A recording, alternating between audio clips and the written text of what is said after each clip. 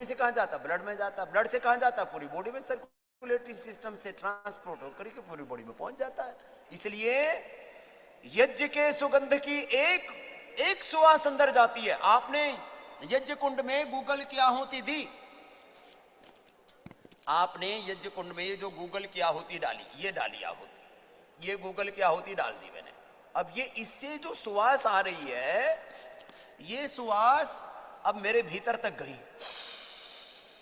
और ये एक ही श्वास आपके पूरे शरीर, चित्त, चेतना, आत्मा तक को प्रकाशित कर देती है। एक इतनी सी भाई छोटी सी बात है। लोगों को लगता है ये इस सांस लेने से क्या होगा, ऐसे जहरीली गैस में सांस लेने से आदमी मर जाता है, इससे तर जाता है। अब मुझे कहते कहते 2 साल हो गए। अरे भाई, यज्ञ के साथ योग कर लो, अनंत गुणा लाभ होगा, उसकी कोई सीमा नहीं है, इतना लाभ होगा। हवन के साथ, यज्ञ के साथ योग करो। और जिन्होंने ऐसा किया, कलो बेटा रवि आया था, एंक्लोजिंग स्पोलाइटिस था, एकदम भला चंगा घूम रहा है, हवन के साथ, यज्ञ के साथ योग करता है। अब मुझे लगता है जैसे मैंने दुनिया के लोगों को पकड़ पकड़ के हिला हिला करके उनको झकझोर करके जैसे मैंने योग करना सिखाया, ऐसे पूरी दुनिया को यज्ञ करना भी सिखाना पड़ेगा। कर ले, ये तेरे भले का काम है, ये तेरे भले का काम है। और मैं इस मामले में देखो एक बात और कह देता हूं, मैं किसी भी मत, पंथ, संप्रदाय के आग्रह से मुक्त हूं। मैं ये नहीं कहता है कि इसमें ओम का जप करो, कि ओम नमः शिवाय करो, कि इसमें राम राम जपो, कि इसमें श्याम श्याम जपो। तेरे मर्जी आए वो जप ले, यज्ञ कर ले, और बिल्कुल मौन रह के कर ले और अच्छा। योग में मौन हो जाओ और अच्छा, कुछ भी जप मत कर, निर्विचार हो जा, विचार ही मत कर कुछ भी, निर्विचार हो जा, निशब्द हो जा। शब्द के पार है ब्रह्म। इस वेदों के उद्घोष को अपनाएं, वैदिक संस्कृति को अपनाएं, और इस संस्कृति में जो जो बातें हमको बताई हैं उनका हम आचरण करें। जैसे हम वैदिक संस्कृति को देखें तो उसमें कई सारे योग करना, यज्ञ करना, शुद्ध आचरण करना, आयुर्वेद का आचरण करना, खान पान हमारा सही हो, हमारी जो कृषि हो वो यज्ञ के द्वारा कल्पित हो, यज्ञ के द्वारा समर्थ बनाई हुई हो, उसमें जो कृषि होती है उस अन्नों को हम धारण करें। इसलिए तो स्वामी दयानंद सरस्वती जी ने भी तो कहा है कि जैसे पूर्व काल में, वैदिक काल में जिस प्रकार से यज्ञ होते थे, उस यज्ञों के कारण अन्न, फूल, साग सब्जियों से लेकर के सारे अन्न अति उत्तम हुआ करते थे, सब निरोगी हुआ करते थे। क्यों? क्योंकि उस उत्तम अन्न को खाते थे, उत्तम वायु को वो लेते थे, जिसके कारण वो उत्तम स्वास्थ्य को और उत्तम अन्न को प्राप्त करने, जैसा खाए अन्न वैसा होए मन। उत्तम अन्न को खाने से उनकी बुद्धि भी उत्तम हुआ करती थी, उनका मन भी उत्तम हुआ करता था, जिसके परिणाम स्वरूप सब जगह पे सुख, शांति, समृद्धि, देवत्व, ऋषित्व की स्थापना हुआ करती थी, सत्व का साम्राज्य हुआ करता था। और आज भी यदि हम यज्ञ करें तो वैसा ही हो। आज भी यदि हम यज्ञ करें तो हम जैसे पूर्व काल में सुख, शांति, समृद्धि से लेकर के चारों ओर जो सत्व का वातावरण था उसको हम फिर से स्थापित कर सकते हैं केवल यज्ञ से। और यज्ञ हमारी संस्कृति का प्रतीक है, मूल है। यदि उस मूल को हम छोड़ देंगे, उस मूल को हम भूल जाएंगे, तो हमारा कभी भी विकास नहीं होगा, अभी तो अवनति होगी। जैसे पेड़ होता है, पेड़ अपने मूलों को छोड़ दे, अपने मूलों को भूल जाए तो उसका कोई अस्तित्व नहीं है। उस पेड़ का मूल के सूखने पर पूरा पेड़ सूख जाता है। इसी प्रकार हमारा जो मूल है वह संस्कृति है, वह वेद है, वह ऋषित्व है, वह सत्व है। यदि उसको हम छोड़ देंगे, उसको नहीं अपनाएंगे, उसका हम आचरण नहीं करेंगे, तो निश्चित रूप से हम सूख जाएंगे, ह्रास को प्राप्त होंगे, दुख को प्राप्त करेंगे, कष्ट को प्राप्त करेंगे, अज्ञानता को प्राप्त करेंगे। और ये अज्ञानता ही सारे अशुभों की जड़ है। इसलिए अज्ञानता से मुक्त होना वह होगा संस्कृति से, वह होगा वेदों के स्वाध्याय से, सत्संग से, वेदों के स्तवन से, वेद मंत्रों का चिंतन मनन करने से, उसके अनुसार आचरण करने से। आइए हम भी इसका आचरण करें, हम भी इसका स्तवन करें, इसको सुने, उसको अपने भीतर उतारे, उसके ऊपर श्रवण मनन निधिध्यासन जो पूरा क्रम है, और साक्षात्कार को प्राप्त करें। श्रवण मनन निधिध्यासन साक्षात्कार जो एक स्टेप है पूरा, उसको हम अपनाएं, उसके अनुसार चले, और अपने जीवन में हम यज्ञ को अपनाएं।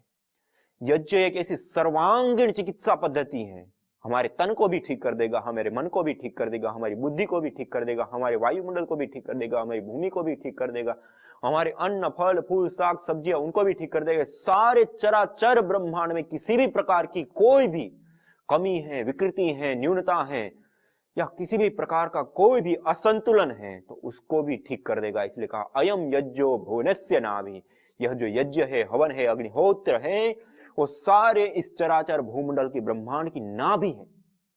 और जब तक हमारी नाभि ठीक है तो सारा कुछ ठीक रहता है। जैसे हमारे शरीर में भी हमारी नाभि है, वो ठीक होती है, तो हम जो भी अन्न फल फूल साग सब्जियां खाते हैं वो ठीक पचन होता है, और उसके माध्यम से पूरे शरीर में जो रस रक्त मांस मेद मज्जा अस्थि शुक्र ओज रज जो भी धातु आदि बनती है वो सब सही रहते हैं, जिसके परिणाम स्वरूप हमारा पूरा शरीर स्वस्थ रहता है। और जब हम माता के गर्भ में होते हैं उस समय भी हमारा जो पालन है, हमारा पोषण है, वो हमारी नाभि के माध्यम से होता है। इसी प्रकार से जो ये यज्ञ है वो सारी के सारे भूमंडल की ब्रह्मांड की नाभि है। हम यज्ञ करेंगे तो ये पूरा भूमंडल ब्रह्मांड पोषित होगा, सुरक्षित होगा, उसमें संतुलन स्थापित होगा, उसकी विकृतियां दूर होगी। और जब उस शुद्ध पवित्र सुगंधमय वातावरण में दिव्य ब्रह्मांड में हम रहेंगे, उस स्थान पे हम रहेंगे, तो निश्चित रूप से हमारा भी कल्याण होगा, और सबके लिए अति उत्तम अति श्रेष्ठ और सबके लिए श्रेष्ठ कर श्रेष्ठतम यह मार्ग है। इसलिए आइए इस वैदिक संस्कृति का जो मूल है यज्ञ, उस यज्ञ को अपनाएं और अपने जीवन के साथ इस समाज में, ब्रह्मांड में और संपूर्ण अस्तित्व में हम सत्व का आधान करें। आज इतना ही। इसी के साथ ओ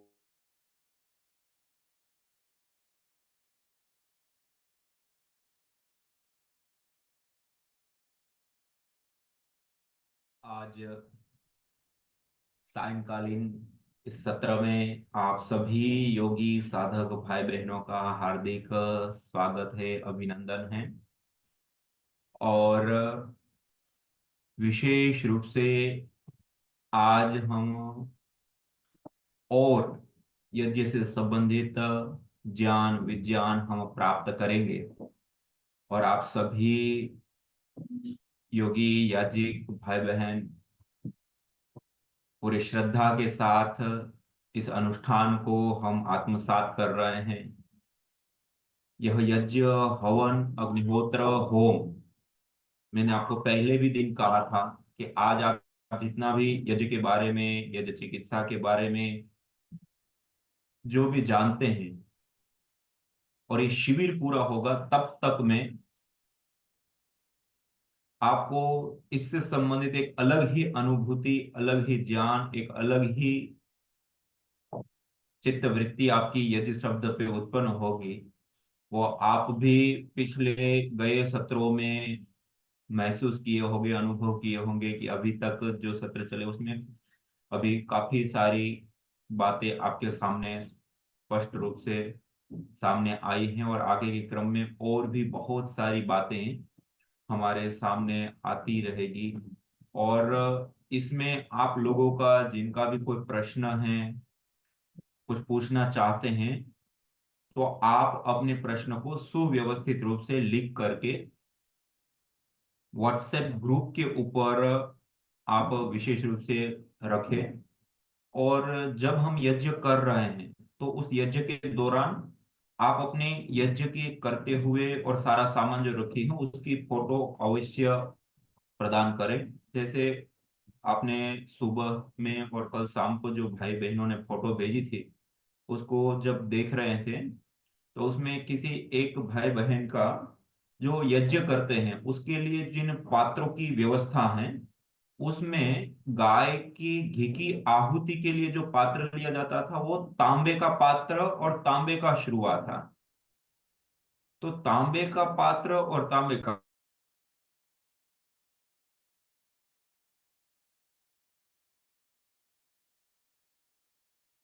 देखिए, हर चीज के लिए एक विशेष धातु का चयन किया जाता है। ओ, मेरी आवाज आ रही है? जी स्वामी जी। तो हर चीज के लिए एक धातु का चयन, जैसे पानी के लिए जल से संबंधित जितने पात्र होते हैं तो उसमें तांबा सर्वश्रेष्ठ होता है, क्योंकि तांबे के संपर्क में जल के आने पर एक विशेष संयोगात्मक गुणात्मक वृद्धि होती है। ऐसे ही यदि तांबे के संपर्क में गाय का घी आता है तो वो ठीक नहीं होता है, वो अच्छा नहीं होता है। आप थोड़ी देर उसमें लंबे समय तक रख भी देंगे तो वो घी में भी नीलापन सा आने लगेगा, वो पूरी विकृति आ जाती है, एक प्रकार का जहर सा बन जाता है। और उसमें भी क्या करते हैं कि वो तांबे के पात्र में एक तो घी रखा भी, और उसके बाद उस तांबे के पात्र से ही गर्म भी कर लेते हैं और उसका प्रयोग भी कर लेते हैं। तो उससे हमें बचना है। तो जो भी आप यज्ञ करते हैं तो आप अपनी फोटो शेयर करेंगे तो कोई छोटी मोटी चीज होती है तो सामने आएगी, तो वो आप सब लोगों के सामने रखते जाएंगे। और जिनका कोई भी विशेष प्रश्न है तो आप व्हाट्सएप के ऊपर दीजिए और उसको आगे के सत्रों में फिर लिया जाएगा।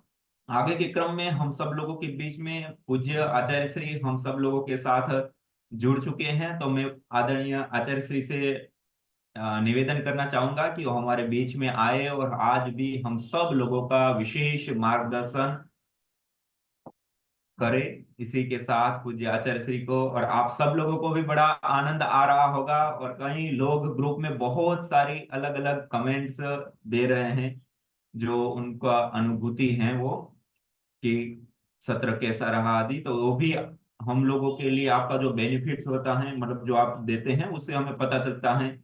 तो आप वो भी कमेंट्स के रूप में दे सकते हैं, और विशेष रूप से आप अपना प्रश्न भी रखें, और दूसरा यज्ञ करते हुए बिल्कुल छोटी सी वीडियो या फिर फोटो के रूप में आप उसमें भेजें। लेकिन ऐसा नहीं करना कि बहुत सारे, कई लोग तो 10-10 15-15 20-20 फोटो डाल दे, नहीं। आप एक या दो फोटो व्यवस्थित रूप से डालिए जो उसमें सब चीजें दिख सके, आप यज्ञ कर रहे हैं कैसे हैं वो, बस उतना ही। तो इसी के साथ पूज्य आचार्य श्री के चरणों में हम चलेंगे मार्गदर्शन के लिए। पूज्य आचार्य श्री, आपकी आवाज आचार्य श्री। एक मिनट, मैंने अनम्यूट किया, अब आ रही है आवाज? जी आचार्य श्री। सभी राम भक्तों को, सभी साधकों को सादर नमन नमन वंदे और जय जय श्री राम। आज का बड़ा ऐतिहासिक दिन है।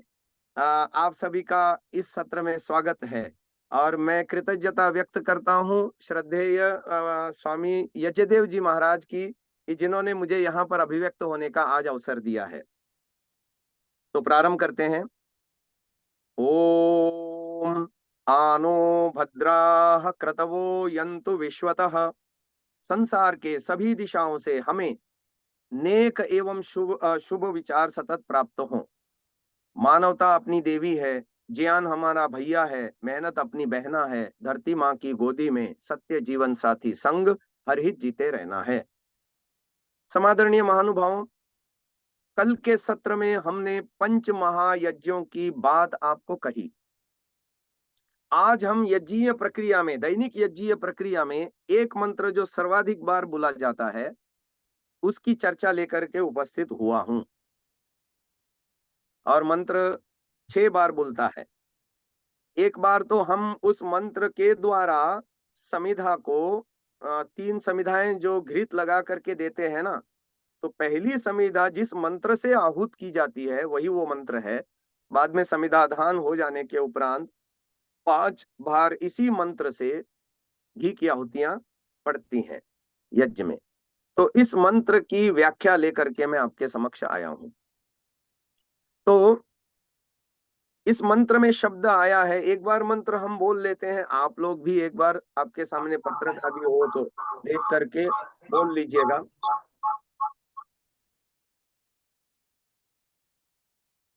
तो ये मंत्र इस प्रकार है।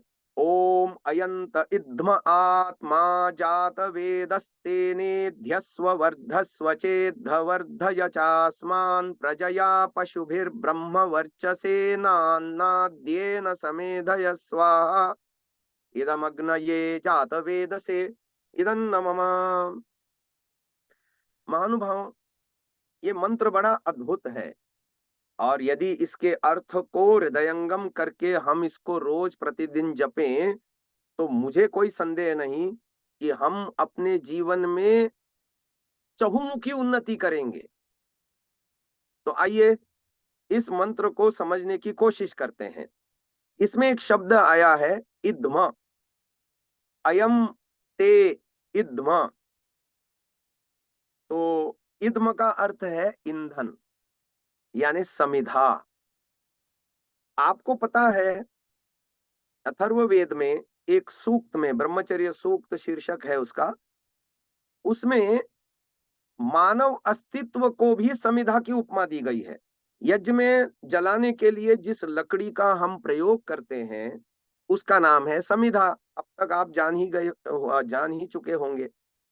तो ये जो समिधा केवल हम घी लगा करके उसमें आहूत करते हैं अथवा जलाने के लिए समिधाओं का चयन करते हैं, वो समिधा का संबंध अपने खुद से भी है, अपने खुद के अस्तित्व से भी है।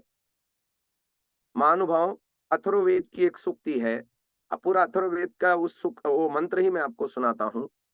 इयं समित पृथिवी द्यौर्द्वितीयो उतांतरिक्षम समिधा प्रीणाति ब्रह्मचारी समिधा मेखलया श्रमेण लोकांस तपसा पिपर्ति।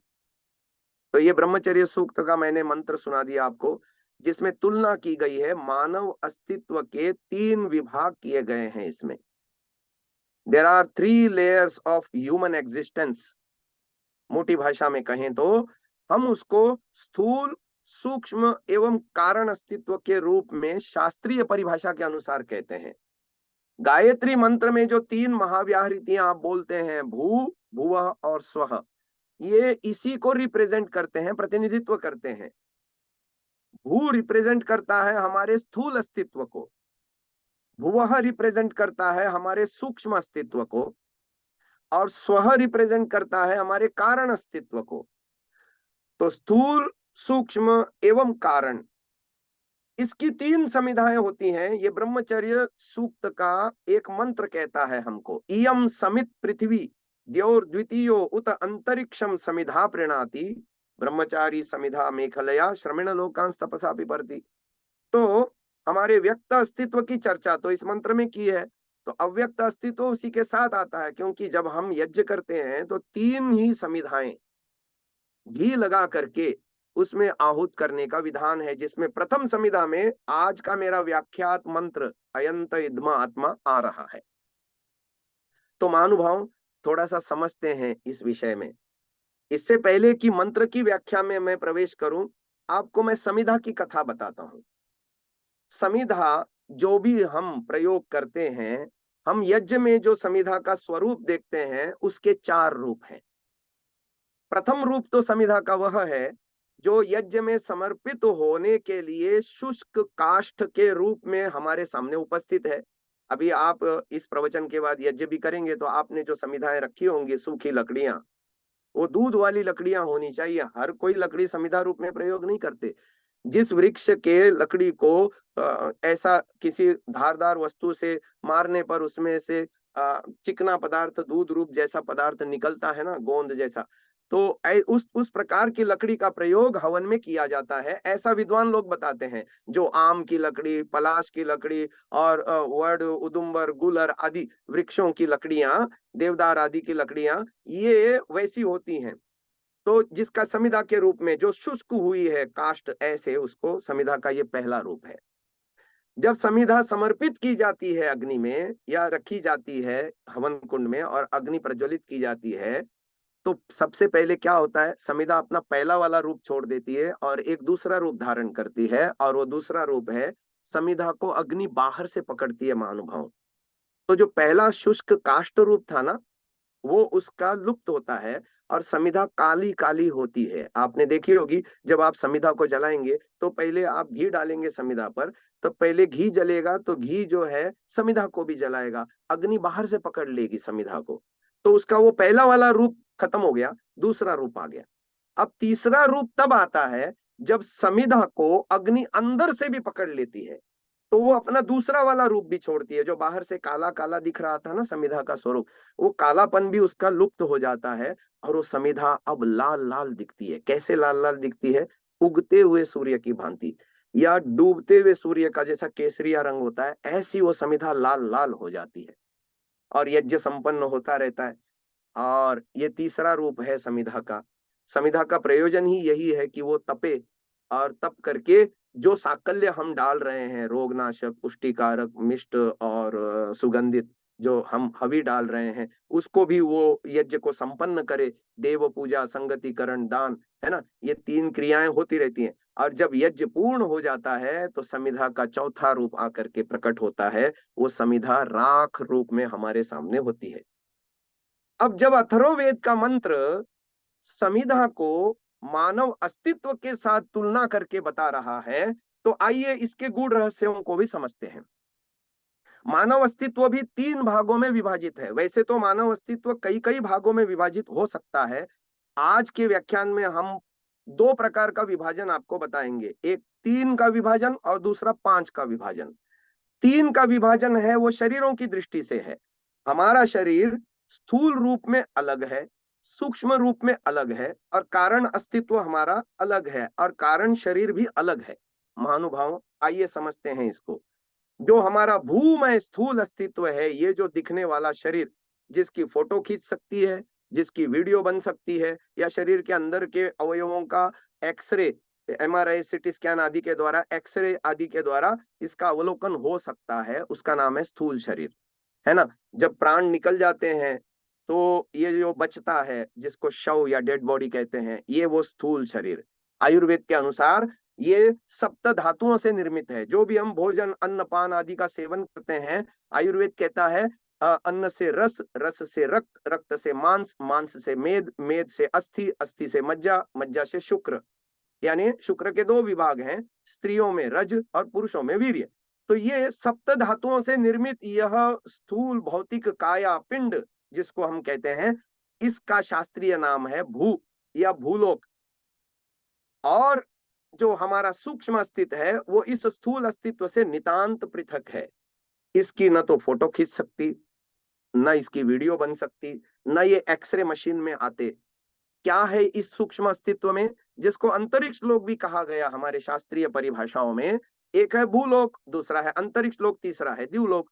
तो ये अंतरिक्ष लोक यानी सूक्ष्म जगत, यानी सूक्ष्म शरीर, क्या क्या है इसमें याद कर लीजिए या नोट कर लीजिए। आपने कॉपियां रख रखी होंगी, पेन रख रखे होंगे, ऐसी बातें नोट करने लायक हैं। सारी बातें याद नहीं रहती ना, इसलिए नोट करना चाहिए। और हो सकता है आपकी परीक्षा भी ली जाएगी और उस परीक्षा में इस प्रकार के प्रश्न आपसे पूछे जाएं।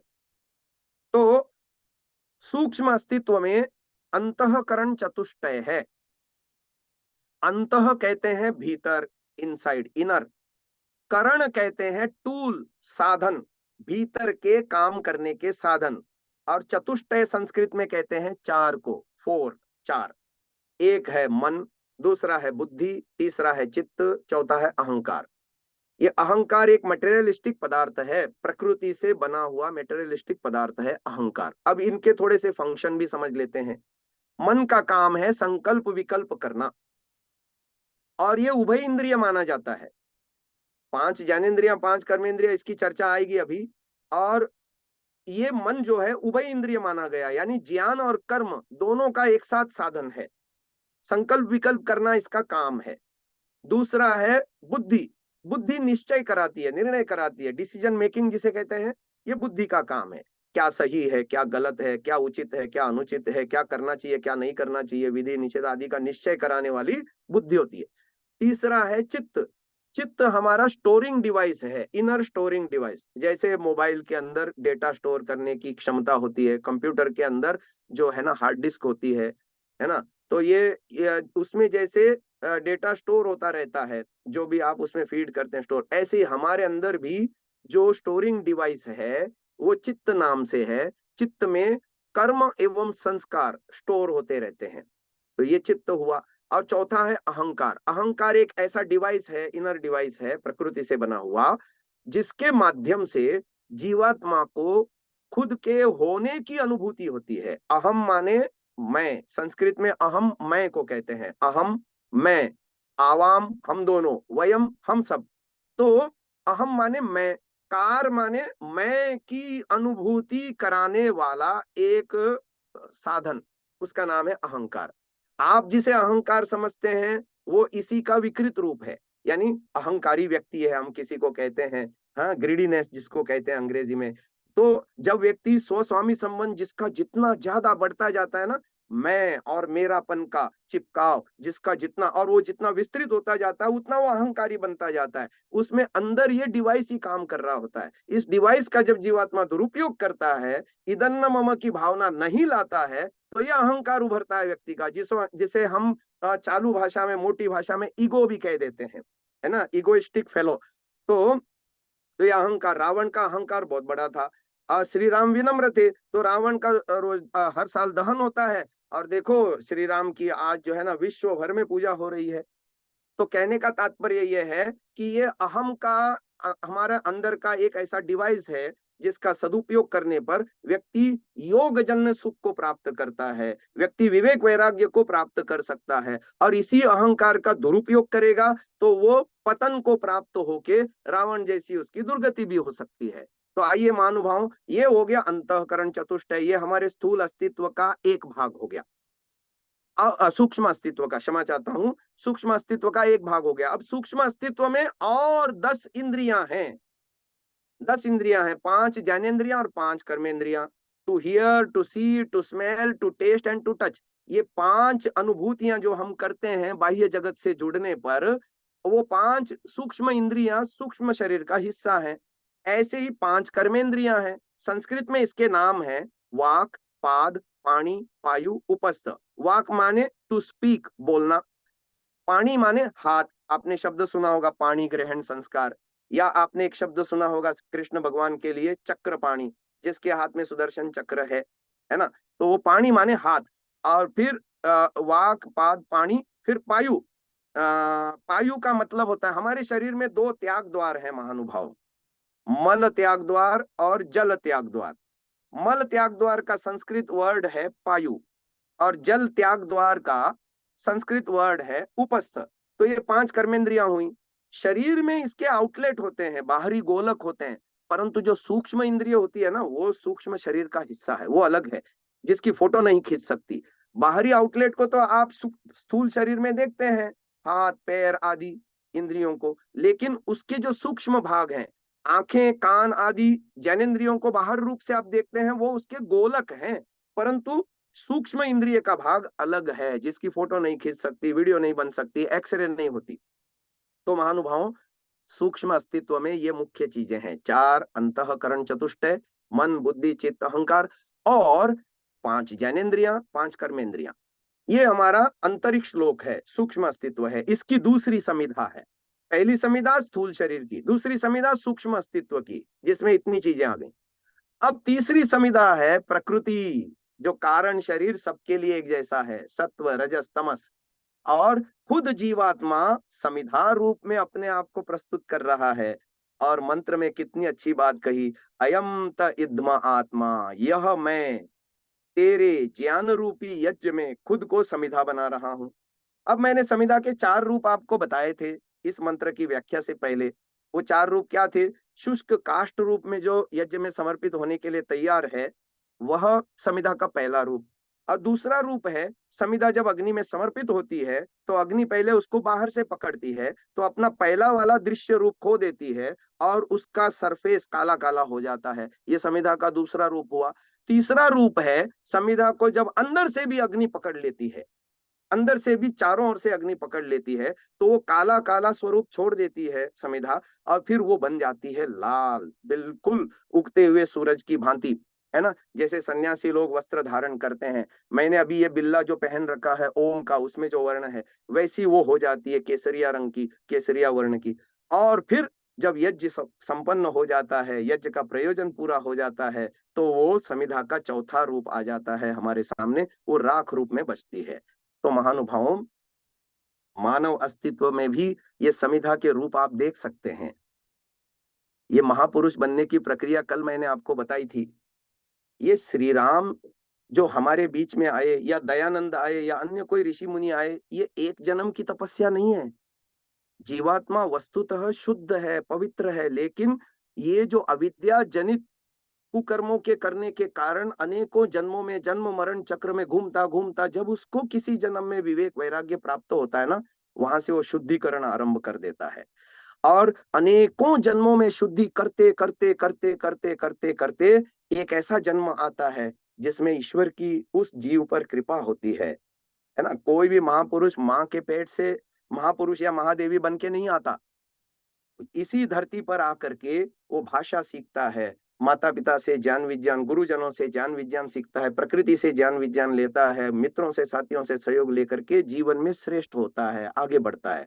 क्योंकि मानव जब धरती पर आता है, मानव रूप में शरीरधारी कोई भी जीव आता है, तो उसका ज्ञान शून्य होता है गर्भावस्था में। इस धरती पर आकर के उसे सब कुछ सीखना पड़ता है, क्योंकि मनुष्य को परमात्मा ने नैमित्तिक ज्ञान वाला बनाया है, पशुओं को स्वाभाविक ज्ञान वाला बनाया है। पशुओं को जितने दायरे में जीवन जीना है पहले से परमात्मा उनके मस्तिष्क में एनकोडेड फीडेड करके भेज रहा है, लेकिन मनुष्यों की पार्टी उसने कोरी रखी है। उसको आकर के इस धरती पर पैदा होकर के सीखना पड़ता है। सभी ने सीखा है, हम भी सीख रहे हैं, और पिछले अनेकों जन्मों से हम भी साधना करते आए हैं, और इस जन्म में भी आगे हम करने के लिए कृत संकल्प हैं। जैसे राम जी ने, दयानंद जी ने, अन्य ऋषियों ने अनेकों जन्मों में साधना की और उस देवत्व को पाया, जिसके कारण आज वो पूजनीय हुए हम लोगों के द्वारा, सामान्य लोगों के द्वारा। ऐसे ही हमें भी वही यात्रा चलनी है महानुभाव। तो ये अंतःकरण की शुद्धि करते करते करते करते तो आप देखो संविदा के चारों रूप घट रहे हैं। जो जीवात्मा अभी गर्भ में आ रहा है, किसी परिवार में उसका जो आगमन हो रहा है ना, ये शुष्क काष्ठ रूप है। और जब वो बच्चा पैदा होता है तो वो दोनों प्रकार के संस्कार लेके आता है पिछले जन्मों से। कल मैंने छाप बताया था ना, संस्कार को परसों बताया था, छाप माने संस्कार। तो वो अच्छी छाप भी लेके आता है, बुरी छाप भी लेके आता है। अब बाहर के आलंबन पा करके वो उसके जीवन में विकास भी हो सकता है, अथवा बाहरी आलंबन से प्रभावित होकर के वो पतन के रास्ते में भी जाने में स्वतंत्र है। क्योंकि मनुष्य योनि में जीवात्मा के पास एक विशेष अधिकार परमात्मा ने दिया है, जो अन्य पशु योनि में है नहीं। उनके पास चयन हक नहीं है, मनुष्य के पास चयन हक है, यानी कर्म स्वतंत्रता। हम कर्म स्वतंत्र हैं अच्छाई को ग्रहण करने में, चुनने में, स्वतंत्र हैं बुराई को चुनने में। यदि उसका संग बुरा होगा, माता पिता के कुसंस्कार होंगे, अड़ोस पड़ोस में जो जहां वो पला बढ़ा, उसने यदि गंदी बातें सुनी, गंदी बातें सीखी, तो वो गंदगी के अंदर प्रवेश करेगा और गंदा बनता चला जाएगा, कुसंस्कारों में बह जाएगा। संसर्ग जहां गुण दोषा भवंती, अच्छे सत्संग से अच्छाई को प्राप्त होगा, बुरे कुसंग से वो बुराई को प्राप्त होगा। तो अब ये जो जीवात्मा पिछले जन्म से लेके आया है चित्त में, अच्छे संस्कार भी हैं, बुरे संस्कार भी हैं, परंतु महानुभाव मानव प्रवृत्ति है, कमजोरी कहो, बुराई जल्दी सीख लेता है, बिना प्रयास के सीख लेता है, लेकिन अच्छाई को सीखना बड़ा कठिन होता है। आपने एक यंत्र देखा होगा बाग बगीचों में, बच्चे जिस पे खेलते हैं, इधर से तो चढ़ते हैं और उधर से घिसलते हैं। घिसलने में तो बच्चों को बड़ा आनंद आता है, क्योंकि उसमें श्रम नहीं लगता, लेकिन चढ़ने में कष्ट होता है। पहाड़ को चढ़ने में कष्ट होता है, लेकिन उतरने में जो है बड़ा कष्ट होता है। गीता में भी एक वचन आता है, यत्तदग्रे विषमिव परिणामे अमृतोपमम। बुराइयां जो है अमृत के समान लगती हैं, लेकिन परिणाम में दुखद होती हैं। और अच्छाई को धारण करना जो है बहुत कठिन होता है, लेकिन परिणाम में वो अमृत फल देने वाले होते हैं, है ना। व्यायाम कोई शुरू करे, आज से मैं प्रतिदिन व्यायाम करूंगा, प्राणायाम करूंगा, पहले तो उसको कठिनाई होगी, लेकिन यदि वो नियमित इसको करेगा, आसन, व्यायाम, प्राणायाम, यज्ञ, संध्या, हवन, ये सब अच्छाइयां धारण करने में कठिन लगता है। पहले पहले संस्कार नहीं होते, आदत नहीं होती, और उसको बड़ी परेशानी होती है, लेकिन परिणाम में ये सुख देने वाले होते हैं। तो मैं कह रहा था कि जीवात्मा जब अपने आप को समिधा बनाता है और इस संसार में आता है, तो बुरे संस्कार भी तो लेके आता है और बुराई जल्दी ग्रहण करता है। और इसीलिए बच्चे का नाम प्रारंभिक अवस्था में कुमार या कुमारी होता है। कु माने बुराई, बुराई यानी कुसंस्कार, कुसंस्कारों को मारना और उसमें सुसंस्कारों को धारण कराना 3 आचार्यों का काम होता है। और इसीलिए शास्त्रों में शतपथ ब्राह्मण में कहा गया, मातृमान पितृमान आचार्यवान पुरुषो वेद। धन्य है, ऋषि दयानंद लिखते हैं, धन्य है वह व्यक्ति जिसके धार्मिक और विद्वान माता पिता हो, धार्मिक विद्वान विदुषी माता हो, धार्मिकी विदुषी माता हो। धार्मिक विद्वान पिता हो, और इसी प्रकार उसको धार्मिक विद्वान आचार्य आचार्य मिले, वह पुरुष, वह व्यक्ति धन्य होता है। क्योंकि कुमार, कु को मारने का काम इन 3 आचार्यों द्वारा संपन्न किया जाता है। तो मैंने जैसा कहा, बाहर से अग्नि को जब अग्नि पकड़ती है तो समिधा अपना काला रूप प्रकट होता है उसके अंदर, कोयला जैसा, यानी वो पूर्व जन्म के संस्कार उभर रहे हैं। अब देखो, घर में छोटा बच्चा होता है जो बोलते समय तुतलाता है, लेकिन शास्त्र में विधान किया गया, महर्षि दयानंद जी ने द्वितीय समुल्लास में यह लिखा, तृतीय समुल्लास आदि में, कि बच्चे को एक एक वर्ण स्पष्ट शुद्ध उच्चारण करना सिखाए। और फिर बच्चा दूसरों की देखा देखी व्यवहार करता है। छोटा बच्चा देखो आप, बड़ों को नाम लेके बोलता है, क्योंकि जब बड़े आपस में नाम लेके बोलते हैं तो बच्चा भी उनको उस नाम से बोलता है। तो बच्चे को रोकते हैं, बेटा ऐसा नहीं, ये व्यवहार नहीं करना, वो आपकी चाची है, उनको चाची जी बोलना, उनका नाम नहीं लेना, ये आपका बड़ा भाई है, इसको दादा बोलना, भैया बोलना आदि हम सिखाते हैं। तो बच्चे के व्यवहार में, वाणी में जो जो त्रुटियां होती हैं, ये कुसंस्कार उभर उभर के आते हैं। बच्चा छल कपट आदि करना चाहता है, या मस्ती करता है, या कोई ऐसे काम करता है, चंचलता करता है, उच्छृंखलता करता है, उसको रोकते हैं। फिर आचार्य उसको बुराई की तरफ जाने नहीं देता, झूठ छल कपट अन्याय अधर्म आदि में उससे रोकता है और उसके अंदर विद्या का आधान करता है। और जब माता पिता और गुरु के द्वारा विद्या उसमें पूर्ण आधानित होती है, तो हमारे शास्त्रों में लिखा है, जब वो स्नातक बनता है तो नव्य नव्य होता है ना। ये है, अग्नि अंदर से भी प्रविष्ट हो गई। अब यज्ञ हो रहा है। तो महानुभावों, कल मैंने जिन 5 महायज्ञों की चर्चा करी आपके सामने, ब्रह्म यज्ञ, देव यज्ञ, पृथ्वी यज्ञ, अतिथि यज्ञ और बलिवेश्वर देव यज्ञ, इन 5 महायज्ञों के द्वारा वो अपने अंदर अग्नि को भली भांति प्रविष्ट करा रहा है। और मंत्र भी तो यही कह रहा है, अयम त इद्म आत्मा, हे ज्ञान रूपी परमात्मन। जातवेदस शब्द आया है इस मंत्र में, उत्पन्न मात्र को जानने वाले हे ईश्वर, तेरे ज्ञान रूपी यज्ञ में, क्योंकि ज्ञानान मुक्ति ही कहा गया है शास्त्रों में, सांख्य दर्शन में आया कि ज्ञान से ही मुक्ति होती है।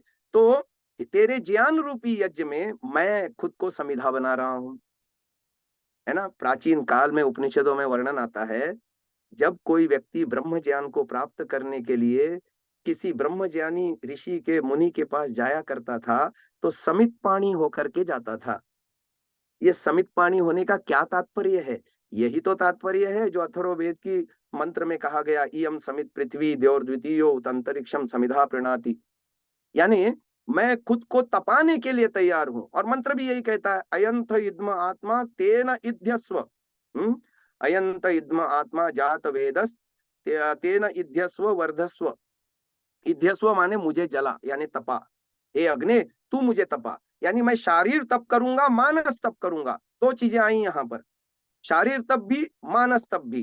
क्योंकि क्रिया योग के 3 मुख्य तत्व होते हैं, तप, स्वाध्याय और ईश्वर प्रणिधान। उसमें तप मुख्य है।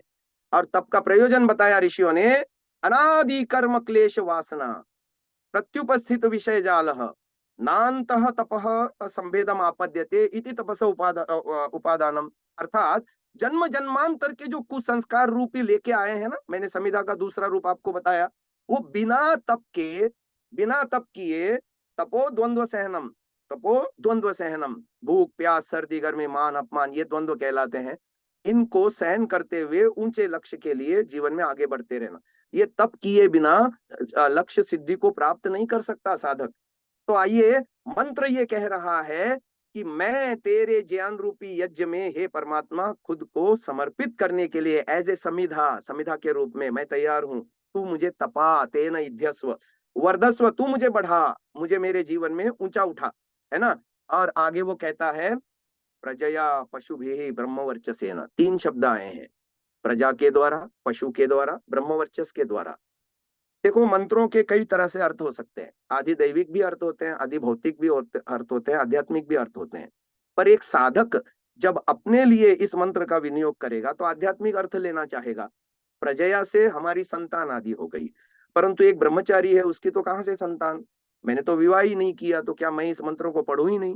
ऐसा नहीं है, मैं भी इस मंत्र को पढ़ूंगा, पर वहां पर आदि भौतिक या आदि दैविक अर्थ नहीं लूंगा, मैं आध्यात्मिक अर्थ लूंगा, तो मेरे लिए वो मंत्र सार्थक हो जाएगा। तो प्रजया से यहाँ तात्पर्य है, जो मैं समझा हूं वो है शुद्ध ज्ञान।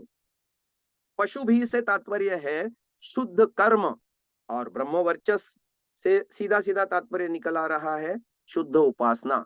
महानुभाव महर्षि दयानंद जी ने हमको एक मूल मंत्र दिया, 3 चीजों से हमारा बंधन होता है और 3 चीजों से हमारी मुक्ति होती है। शुद्ध ज्ञान, शुद्ध कर्म, शुद्ध उपासना के द्वारा हम बंधनों को तोड़ करके मुक्तिजन्य सुखों की तरफ अग्रसर होते हैं, आगे बढ़ते हैं। और अशुद्ध ज्ञान होने पर, अशुद्ध कर्म करने पर, अशुद्ध उपासना होने से हम बंधनों में फंसते चले जाते हैं, अविद्या के चक्र में फंसते चले जाते हैं और ये जन्म मरण का चक्र हमारा बना रहता है।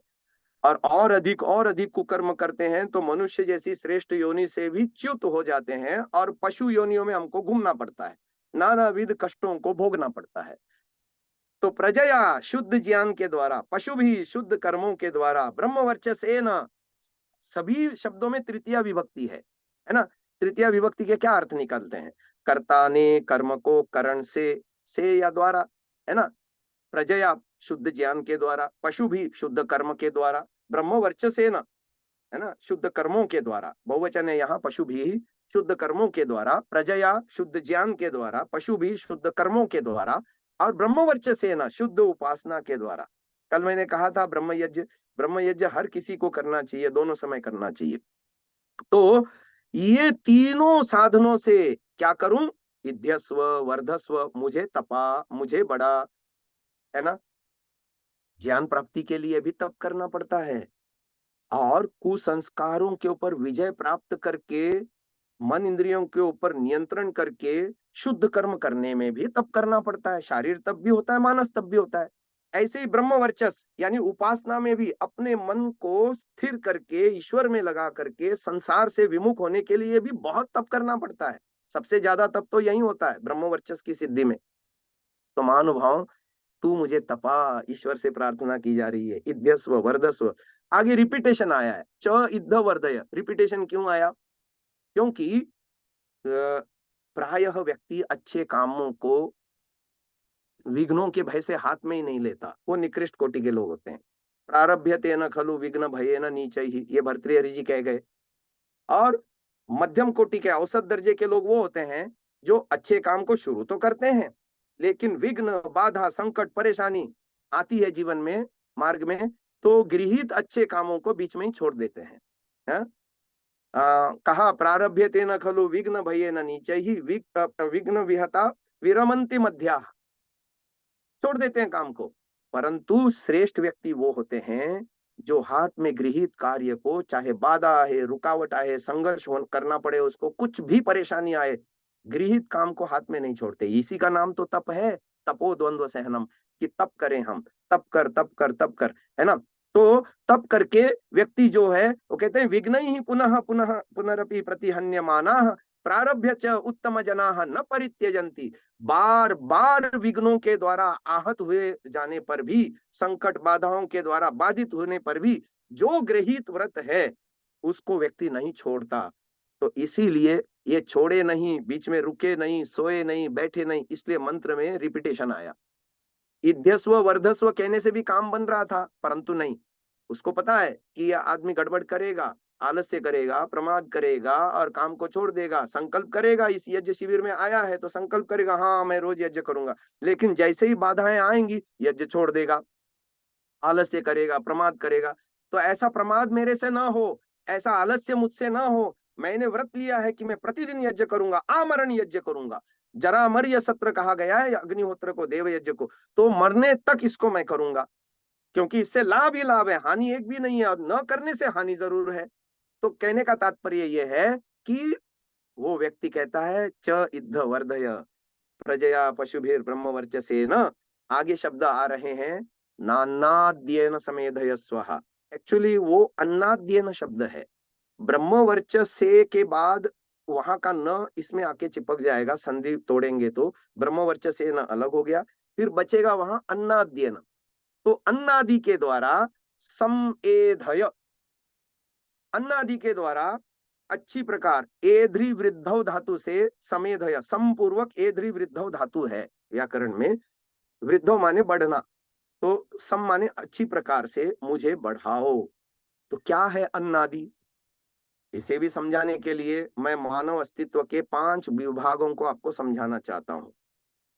और यही कारण है आप इसी मंत्र से पहली संविदा आहुति देते हो, खुद को संविदा मानने के रूप में।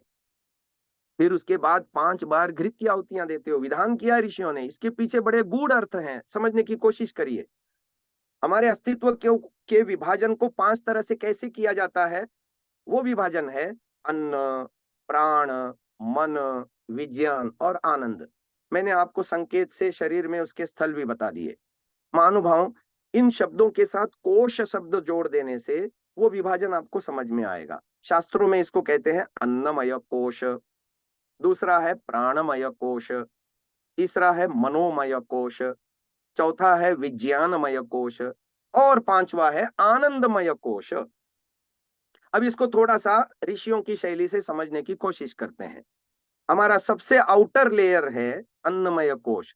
ये शरीर पंच महाभूतात्मक बना हुआ, रस रक्त मांस में अस्थि मज्जा शुक्र से बना हुआ ये जो पिंड है, भौतिक पिंड, जिसको हमने भूमय अस्तित्व कहा था, ये हमारा अन्नमय कोश है। और उसका शरीर में सेंटर है नाभि।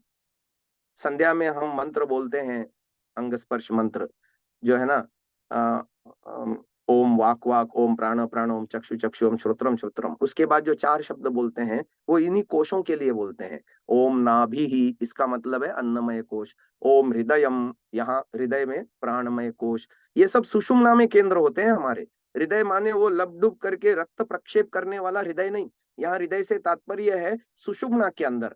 और ऋषि दयानंद ने इसका संकेत दिया है ऋग्वेदादि भाष्य भूमिका उपासना प्रकरण में।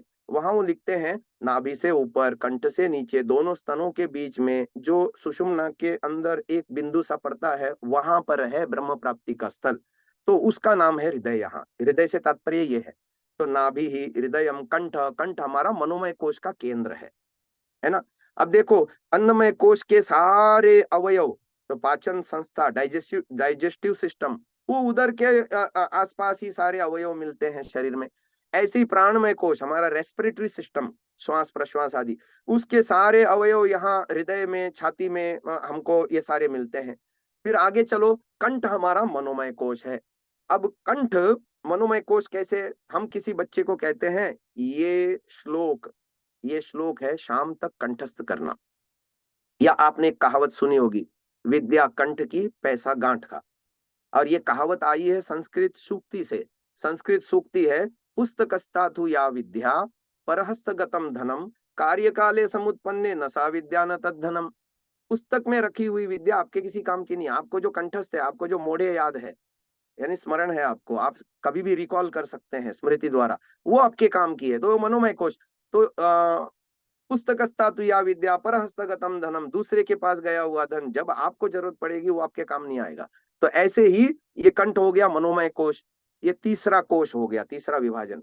और चौथा विभाजन यहाँ देखिए, भ्रूमध्य में उसका केंद्र है, सुषुम्ना जहाँ आती है भ्रूमध्य में, तो वो है विज्ञानमय कोश। और आप देखते हैं सारी 5 ज्ञानेंद्रियां यहाँ पर आसपास में ही है, देखना, सुनना, सूंघना आदि, ये सब शक्तियां हमारे यहाँ भ्रूमध्य, जहां हम टीका लगाते हैं ना, दोनों आंखों के बीच में टीका लगाते हैं, वो स्थान हो गया। और सबसे ऊपर है आनंदमय कोश। आनंदमय कोश तो फल रूप में है, उपलब्धि रूप में है।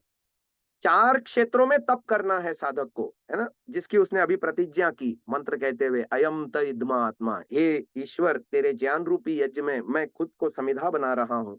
इसीलिए संध्या में वहां 4 का ही उल्लेख है, नाभि, हृदयम, कंठ, शिर।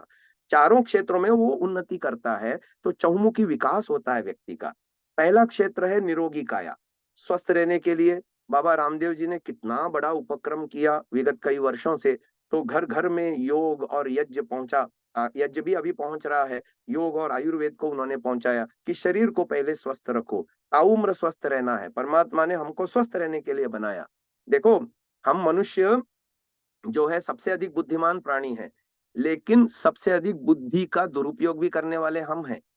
पशुओं के पास हमसे कम बुद्धि है, लेकिन वो लोग प्राकृतिक नियमों का, स्वास्थ्य नियमों का पालन करते हैं, स्वभावतन आदतन। परमात्मा ने उनको वैसा करने के लिए पहले से बुद्धि बना के दी है, उसी के अनुसार वो चलते हैं और स्वस्थ रहते हैं। उनको कोई डॉक्टरों की जरूरत नहीं होती। आपने शेर का डॉक्टर, चीते का डॉक्टर, कबूतर का डॉक्टर नहीं सुना होगा, है ना। जो पेट्स होते हैं उन्हीं के 2-4 इने गिने डॉक्टर होते हैं। वो भी हमारे कारण से बीमार पड़ते हैं पशु आदि। लेकिन अन्य जो वन्य पशु हैं, पक्षी हैं, मछली आदि है, उनके कोई डॉक्टर नहीं होते, क्योंकि वो स्वास्थ्य नियमों का पालन करते हैं आदतन, स्वभाववश। और हम, क्योंकि हमारे पास कर्म स्वतंत्रता है, इसलिए बुद्धि का दुरुपयोग करते हैं, कर्म स्वतंत्रता का उल्लंघन करते हैं, उसका सदुपयोग नहीं कर पाते, तो हम बीमार होते हैं। तो हम बीमार न पड़े, ये हमारा अन्नमय कोश हो गया। फिर प्राणमय कोश, स्व स्वास्थ्य संस्थान, आजकल की भाषा में उसको इम्यूनिटी कहते हैं। ये जिसके प्राण जितने पुष्ट होंगे, वो उसका स्व स्वास्थ्य संस्थान उतना सशक्त होगा।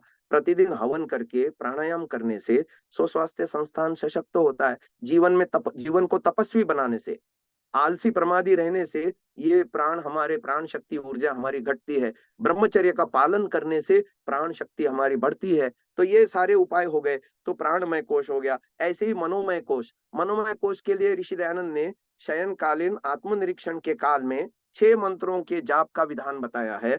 प्रत्येक मंत्र में एक सूक्ति आती है, तन्मे मनः शिव संकल्पमस्तु। मैंने एक गीत भी गाया है, तो मेरे शांतसा नामक ऐप को आप डाउनलोड कर लीजिए, उसमें यह गीत मिल जाएगा। या किसी भी म्यूजिक प्लेटफॉर्म पे आप हो तो उसमें मेरा नाम डालिए, अरुण कुमार आर्यवीर, और ये गीत के शब्द डालिए, हो विमल संकल्प मेरे उस सतत गतिशील मन के। वो उन मंत्रों का ही अनुवाद है। थोड़ा सा मैं सुना देता हूँ। हो विमल संकल्प मेरे उस सतत गतिशील मन के, हो शिवम संकल्प मेरे उस सतत गतिशील मन के, दूरगामी जागरण में ठीक वैसा जो शयन में ज्योतियों का ज्योति प्रतिपल संक्रमण करता भुवन में, एक वह ही दिव्य देता खोल जो पर्दे भुवन के। ये सारा उन्हीं वेद मंत्रों का अनुवाद है। यज्जाग्रतो दूरम उदयति दैवम तदु सुप्तस्य तथैवैति, दूरंगमम ज्योतिषाम ज्योतिरेकम तन्मे मनः शिव संकल्पमस्तु। तो मनोमय कोश की शुद्धि शिव संकल्पों के द्वारा, अशिव संकल्पों को दूर करने के द्वारा। और फिर आता है विज्ञानमय कोश। तो विज्ञानमय कोश की शुद्धि कैसे होगी? तो बताया, व्याकरण में आता है, चतुर्भि प्रकारैः विद्युपयुक्ता भवति, आगम कालेन, स्वाध्याय कालेन, प्रवचन कालेन, व्यवहार कालेन। आगम माने सुनना, जानना, पहले पहल सूचना रूप में ज्ञान हमारे अंदर आता है, शाब्दिक रूप में कानों के द्वारा सुनते हैं, आंखों के द्वारा देखते हैं और कोई चीज समझते हैं। प्रथम फर्स्ट एग्जिस्टेंस शाब्दिक रूप में, वो है आगम। स्वाध्याय माने जब उसके ऊपर हम अपना विचार विनिमय करते हैं, अंदर से विचार करते हैं, चिंतन करते हैं, अपने साथ उसको जोड़ करके, ये हो गया स्वाध्याय। फिर औरों को बताने की चेष्टा करते हैं, जो समझी है बात, जो सुनी है, समझी है, उस पर उहापोह करके विचार किया है, प्रेम पूर्वक औरों को भी समझाते हैं जिनको वो पता नहीं है। तो ये हो गया प्रवचन। और फिर उसको व्यवहार जीवन में उतारते हैं। ऐसे हमारा विज्ञान में कोश प्रवृद्ध होता है। मानव अस्तित्व के यानी पर्सनालिटी डेवलपमेंट के 4 ही विभाग हैं महानुभाव: शारीर स्वास्थ्य, प्राणों की पुष्टि, मन के संकल्पों की पवित्रता, दिव्यता, और ज्ञान विज्ञान की वृद्धि। इन चारों से व्यक्ति आगे बढ़ता है। यही तो मंत्र में कहा, नान्नाद्येन समेधय स्वाहा। अन्न आदि के द्वारा, सम माने अच्छी प्रकार, एध्रि वृद्धौ मुझे बढ़ाओ। तो मंत्र का अर्थ बिल्कुल क्लियर हो गया। हे जात वेदस, उत्पन्न मात्र को जानने वाले ईश्वर, तेरे ज्ञान रूपी अग्न में अयम यह मैं इद्म अपने आप को समिधा बना करके प्रस्तुत कर रहा हूं। तेन इध्यस्व, तू मुझे तपा, यानी मैं शारीर तप करूं, मानस तप करूं, है ना। तो तू मुझे तपा, इध्यस्व वर्धस्व, किस लिए तपा? जीवन में ऊंचा उठने के लिए। जैसे अग्नि यज्ञ की ऊंचा उठ रही है। कल मैंने एक सूक्ति आपको बताई थी, उत्क्रामत, हे पुरुष तू ऊपर उठ, माव पंथा, जीवन में नीचे मत गिर। तो वो बता रहा है, तेना इध्यस्व, तू मुझे तपा, किस लिए? वर्धस्व, तू मुझे बढ़ा, प्रजया पशुभेर ब्रह्म वर्चसेन, शुद्ध ज्ञानों के द्वारा, शुद्ध कर्मों के द्वारा, शुद्ध उपासनाओं के द्वारा, है ना।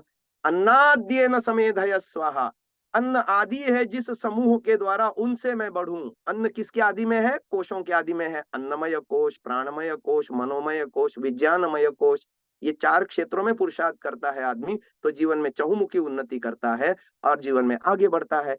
एद्रि वृद्धो, मुझे आगे बढ़ा, कहाँ? मोक्ष तक मुझे उन्नत कर। ब्रह्मचर्य, गृहस्थ, वानप्रस्थ में 3 आश्रमों में हवन का विधान है। सन्यासी चाहे तो करे, न चाहे तो न करे, है ना? परंतु 3 आश्रमों में हे परमात्मा, इस दैनिक यज्ञ को प्रतिदिन करते हुए मैं संकल्प करूं कि मैं समिधा बनूंगा, अपने आप को तपाऊंगा, अपने जन्म जन्मांतर के कुसंस्कार जो मैं लेके आया हूं, जिसके कारण से आज मैं रजोगुणी तमोगुणी बन करके अपने जीवन को पतन की ओर ले जा रहा हूं, उससे बचने की मैं चेष्टा करूंगा।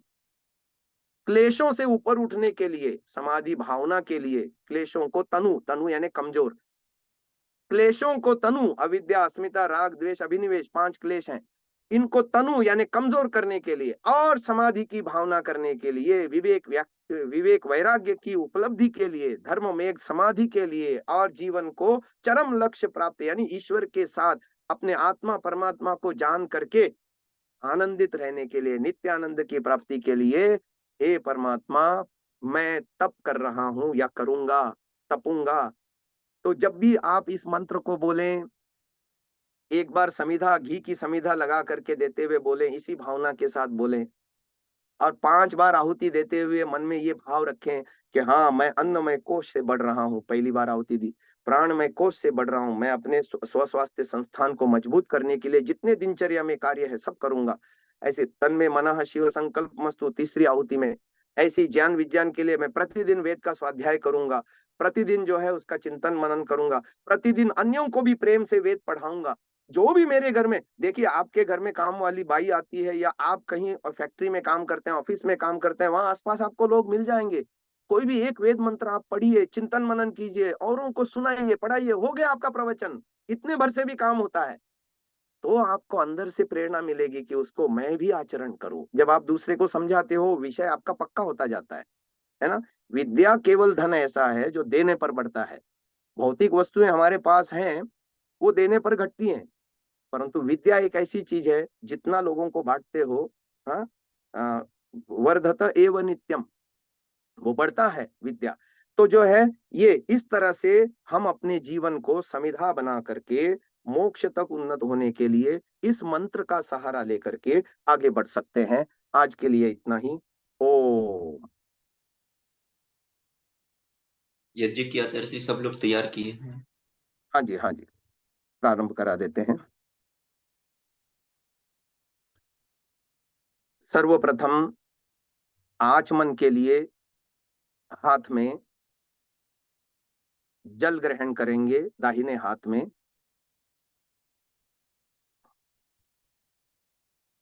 मंत्र बोलते जाएंगे, आपके पास पत्रक आदि होंगे ही, तो मंत्र बोलते जाएंगे। ओम अमृतोपस्तरणमसि स्वाहा, पानी पी लेना है और झूठे हाथ को सिर के ऊपर नहीं ले जाना है। दूसरी बार पानी लेंगे। ओम अमृता पिधानमसि स्वाहा।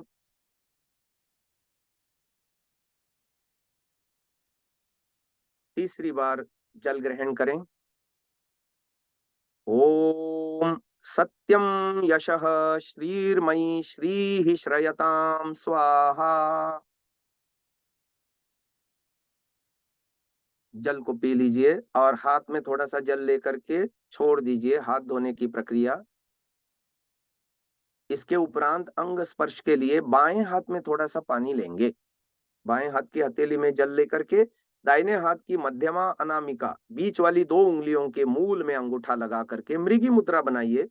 दोनों उंगलियों को डुबो डुबो करके अंगों को छूना होता है। पहले मंत्र में मुख में बीचों बीच छूना है, अगले मंत्रों में राइट टू लेफ्ट यानी दाहिनी ओर से बाईं ओर छूते जाना है। ओम वांग म आस्यस्तु, मुख में। ओम नसोर में प्राणोस्तु, नासिका में। ओम अक्ष्णोर में चक्षुरस्तु, आंखों में। ओम कर्णयोर में श्रोत्रमस्तु, कानों में। ओम बाहुओर में बलमस्तु, भुजाओं में। ओम ऊर्वोर म ओजोस्तु, जंघाओं में। ओम अरिष्टानि मेंगानि तनुस्तन्वा में सहसंतु। शरीर के सभी अंगों पर छिड़कते हुए अब हम ईश्वर स्तुति प्रार्थना उपासना के मंत्रों का पाठ करेंगे। अथेश्वर स्तुति प्रार्थनोपासना मंत्र। ओम विश्वानि देव सवितर्दुरितानि परासुव यद्भद्रं तन्न आसुव हिरण्यगर्भः समवर्तताग्रे भूतस्य जातः पतिरेक आसीत् सदाधार पृथिवीं द्यामोते मां कस्मै देवाय हविषा विधेम य आत्मदा बलदा यस्य विश्व उपासते प्रशिषं यस्य देवाः यस्य छायामृतं यस्य मृत्युः कस्मै देवाय हविषा विधेम यः प्राणतो निमिषतो महित्वैक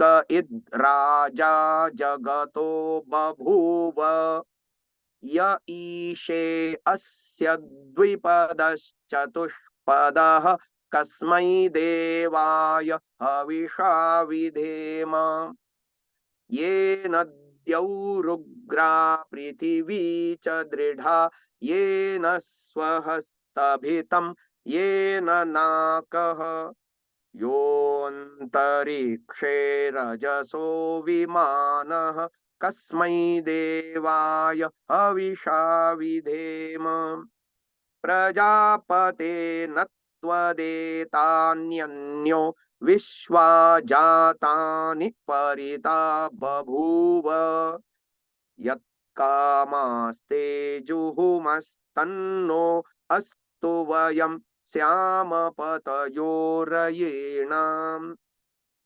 स नो बन्धुर्जनिता सविधाता धामानि वेद भुवनानि विश्वा यत्र देवा अमृतमानशानास्त्रितीये धामन्नध्यैरयन्त अग्नेन यसुपथाराये अस्मान् विश्वानि देव वयुनानि विद्वान् युयोध्यस्मज्जुहुराणमेनो भूयिष्ठान्ते नम उक्तिं विधेम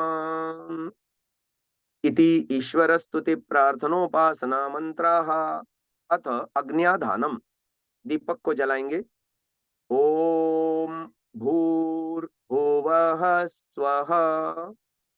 कपूर रखा होगा, कपूर को सुरुआ में लेकर के दीपक से जला करके मंत्र पाठ उपरांत अग्निकुंड में आहुत कर देना है।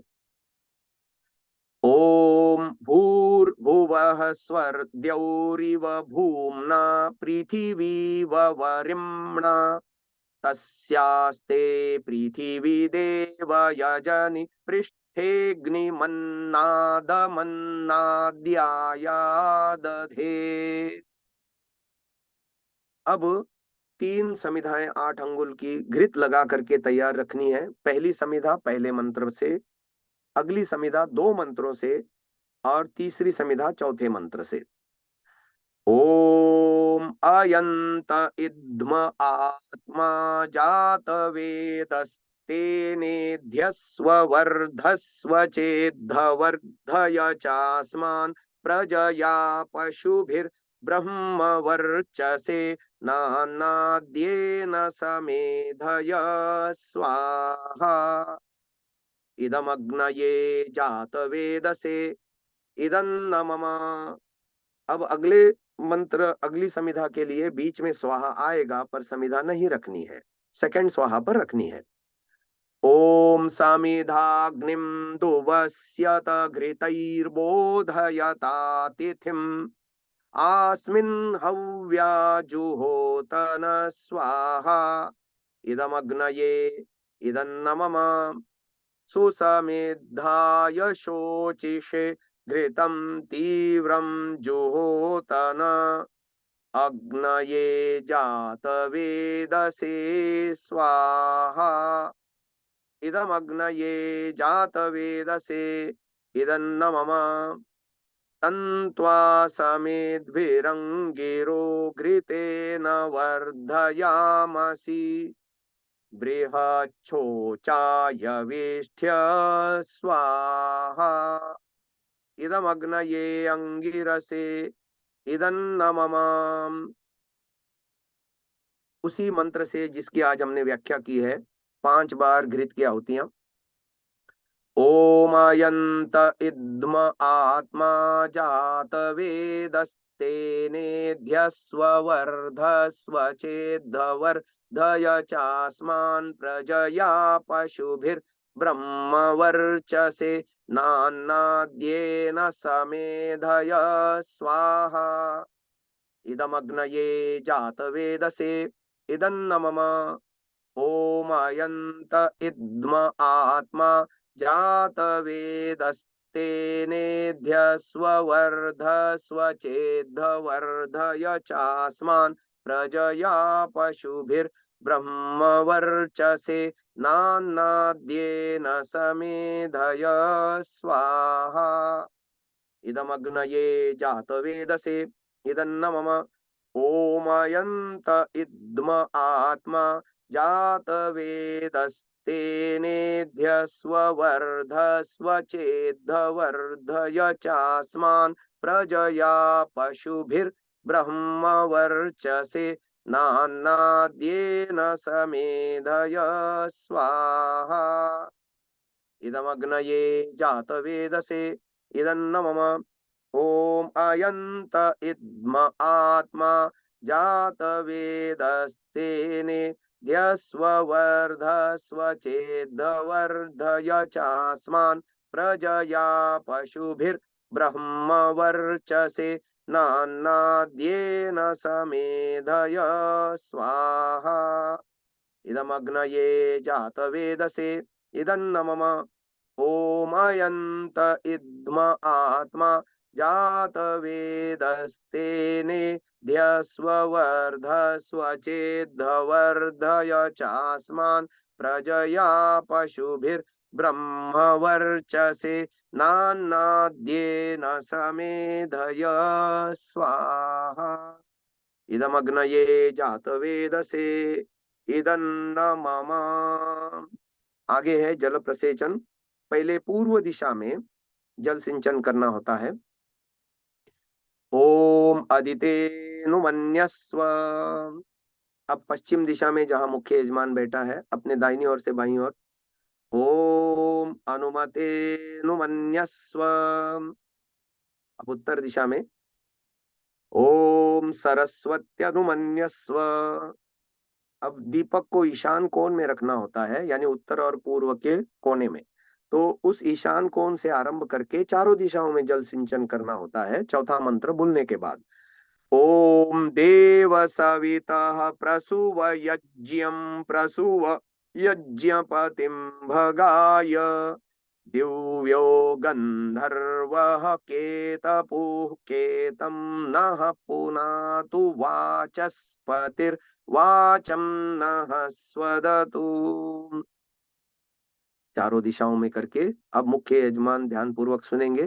पहली आहुति अग्नि में बाएं हाथ की ओर अपनी तरफ से आगे धारा बनाते हुए छोड़नी होती है। दूसरी आघारावाज्य भागाहुति अपने दाहिने हाथ की तरफ अग्नि में अपनी तरफ से आगे धारा बनाते हुए छोड़नी होती है। तो आइए आघारावाज्य भागाहुतियां दें। पहले लेफ्ट हैंड साइड की ओर। ओम अग्नये स्वाहा इदम अग्नये इदन्न मम। दूसरी आघारावाज्य भागाहुति राइट हैंड साइड की तरफ अग्नि में अपनी तरफ से धारा बनाते हुए ओम सोमाय स्वाहा इदम सोमाय इदन्न मम। अब दो आज्याहुतियां गोलाकार बीचों बीच देनी होती है। ओम प्रजापतये स्वाहा इदम प्रजापतये इदन्न मम। ओम इंद्राय स्वाहा इदम इंद्राय इदन्न मम। अब यहाँ से प्रधान होम प्रारंभ होता है। प्रातःकालीन मंत्रों की आहुतियां सहयोगी यजमान तो सामग्री से देते रहेंगे और मुख्य यजमान घी से आहुति देते रहेंगे। ओम सूर्यो ज्योतिर्ज्योतिः सूर्यः स्वाहा। ओम सूर्यो वर्चो ज्योतिर्वर्चः स्वाहा। ओम ज्योतिः सूर्यः सूर्यो ज्योतिः स्वाहा। ओम सजुर्देवेन सवित्रा सजुरुषसेन्द्रवत्या जुषाणः सूर्यो वेतो स्वाहा। ओम भूरग्नये प्राणाय स्वाहा। इदमग्नये प्राणाय इदन्नमम। ओम भुवर्वायवे पानाय स्वाहा। इदं वायवे पानाय इदन्नमम। ओम स्वरादित्याय व्यानाय स्वाहा। इदमादित्याय व्यानाय इदन्नमम। ओम भूर्भुवः स्वरग्निवायवादित्येभ्यः प्राणापानव्यानेभ्यः स्वाहा। इदमग्निवायवादित्येभ्यः प्राणापानव्यानेभ्यः इदन्नमम। ओम आपो ज्योति रसोमृतं ब्रह्म भूर्भुवः स्वरोम स्वाहा। ओम यां मेधां देवगणाः पितरश्चोपासते तया मामद्य मेधयाग्ने मेधाविनं कुरु स्वाहा। ओम विश्वानि देव सवितर्दुरितानि परासुव यद्भद्रन्तन्न आसुव स्वाहा। ओम अग्ने नय सुपथाराये अस्मान् विश्वानि देव वयुनानि विद्वान् युयोध्यस्मज्जुहुराणमेनो भूयिष्ठान्ते नम उक्तिं विधेम स्वाहा। अब सायंकालीन मंत्र प्रारंभ हो रहे हैं जिसमें तृतीय मंत्र मन में बोल के देना होता है। ओम अग्निर्ज्योतिर्ज्योतिरग्निः स्वाहा। ओम अग्निर्वर्चो ज्योतिर्वर्चः स्वाहा। ओम स्वाहा। ओम सजुर्देवेन सवित्रा सजुरात्रियेन्द्रवत्या जुषाणो अग्निर्वेदो स्वाहा। ओम भूरग्नये प्राणाय स्वाहा। इदमग्नये ओम भुवर्वायवे पानाय स्वाहा। ओम स्वरादित्याय व्यानाय स्वाहा। ओम भूर्भुवः स्वरग्निवायवादित्येभ्यः प्राणापानव्यानेभ्यः स्वाहा। ओम आपो ज्योति रसोमृतं ब्रह्म भूर्भुवः स्वरोम स्वाहा। गायत्री मंत्र से 3 बार आहुतियां। ओम भूर्भुवः स्वः तत्सवितुर्वरेण्यं भर्गो देवस्य धीमहि यो यो नः प्रचोदयात् स्वाहा। ओम भूर्भुवः स्वः तत्सवितुर्वरेण्यं भर्गो देवस्य धीमहि यो यो नः प्रचोदयात् स्वाहा। ओम भूर्भुवः स्वः तत्सवितुर्वरेण्यं भर्गो देवस्य धीमहि यो यो नः प्रचोदयात् स्वाहा। आज का दिन बड़ा ऐतिहासिक है। आज श्री राम लला जी अपने स्थान पर विराजमान हुए हैं। 500 वर्ष के संघर्ष के बाद सनातनियों को विजय मिली है। तो आइए हमारा राष्ट्र इस अयोध्या जन्मभूमि को केंद्र बिंदु मान करके, है ना, वो जमाना अब गया। ताजमहल से हमारे राष्ट्र की विश्व में पहचान होती थी, वो जमाना गया। अब अयोध्या धाम से हमारी विश्व में पहचान बने, इस भावना को लेकर के राष्ट्र के प्रति समर्पित एक आहुति देंगे। ओम आ ब्रह्मन् ब्राह्मणो ब्रह्म वर्चसी जायताम, आराष्ट्रे राजन्यः शूर इषव्योतिव्याधि महारथो जायताम, दोग्ध्री धेनुर्वोढा नड्वानाशु सप्ति पुरंधिर्योषा, जिष्णुरथेष्ठाः सभेयो युवास्य यजमानस्य वीरो जायताम्, निकामे निकामे नः पर्जन्यो वर्षतु फलवत्यो न ओषधयः, पच्यन्ताम् योगक्षेमो नः कल्पताम्, स्वाहा। इदं राष्ट्राय इदन्न मम। अपने वैयक्तिक उन्नति के लिए हम आयु, प्राण, प्रजा, पशु, कीर्ति और द्रविणम को प्राप्त करते हुए ब्रह्म वर्चस अर्थात मोक्ष की तरफ भी उन्नत हो, इसी कामना के साथ एक आहुति देंगे। ओम स्तुता मया वरदा वेद माता प्रचोदयन्ताम, पावमानि द्विजानाम, आयुः प्राणं प्रजां पशुं कीर्तिं द्रविणं ब्रह्मवर्चसं, मह्यं दत्त्वा व्रजत ब्रह्मलोकं, स्वाहा। जीवन का लक्ष्य मोक्ष अर्थात जन्म मरण से छुटकारा पाने के लिए हम कामना करते हुए आहुति दे रहे हैं महामृत्युंजय मंत्र से। ओम त्र्यंबकं यजामहे सुगंधिं पुष्टिवर्धनम्, उर्वारुकमिव बन्धनान् मृत्योर्मुक्षीयमामृतात्, स्वाहा। महर्षि दयानंद जी ने लिखा है, अधिकस्य अधिकम फलम, जितना आप अधिक हवन करते हो उसका अधिक फल मिलता है। तो विश्वानी देव और गायत्री मंत्र से अधिक करना चाहें तो आप कर सकते हैं। तो आइए एक बार विश्वानी देव मंत्र और गायत्री मंत्र का भी उच्चारण हम कर लेते हैं। ओम विश्वानि देव सवितर दुरितानि परासुव, यद्भद्रं तन्न आसुव, स्वाहा।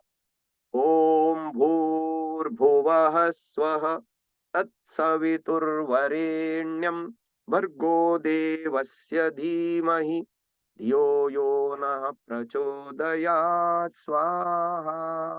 पूर्णाहुति के 3 मंत्र। ओम सर्वं वै पूर्णं स्वाहा, ओम सर्वं वै पूर्णं स्वाहा, ओम सर्वं वै पूर्णं स्वाहा। यदि पास में आपने मिष्टान या भात आदि रखा हो तो घी और भात आदि की आहुति देंगे। बलि वैश्व देव की 10 आहुतियां हम दिलवा रहे हैं।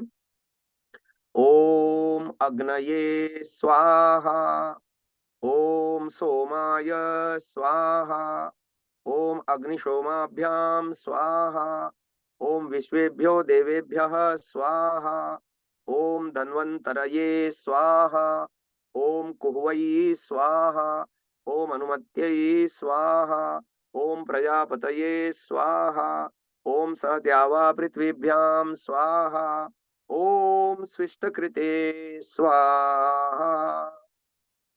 यहाँ पर दैनिक यज्ञ समाप्त हो रहा है। अब हम यज्ञ प्रार्थना करेंगे। यज्ञ प्रार्थना आपके पास समय हो तो अवश्य करिए, क्योंकि इससे भाव बनते हैं। इसमें आर्य भाषा में बहुत अच्छे भाव पिरोए गए हैं, तो इसको भी बोल सकते हो तो बोलें, और यदि समय का अभाव हो तो ना भी बोलें, कोई चिंता नहीं, पर यज्ञ हर घर में होना चाहिए। पूजनीय प्रभो हमारे भाव उज्ज्वल कीजिए, छोड़ देवे छल कपट को मानसिक बल दीजिए, वेद की बोले ऋचाएं सत्य को धारण करें, हर्ष में हो मग्न सारे शोक सागर से तरें, अश्वमेधादिक रचाएं यज्ञ पर उपकार को, धर्म मर्यादा चला कर लाभ दे संसार को, नित्य श्रद्धा भक्ति से यज्ञादि हम करते रहें, रोग पीड़ित विश्व के संताप सब हरते रहें, भावना मिट जाए मन से पाप अत्याचार की, कामनाएं पूर्ण होवे यज्ञ से नर नारी की, लाभकारी हो हवन हर जीवधारी के लिए, वायु जल सर्वत्र हो शुभ गंध को धारण किए, स्वार्थ भाव मिटे हमारा प्रेम पथ विस्तार हो, इदन्न मम का सार्थक प्रत्येक में व्यवहार हो, हाथ जोड़ झुकाए मस्तक वंदना हम कर रहे, नाथ करुणा रूप करुणा आपकी सब पर रहे, पूजनीय प्रभु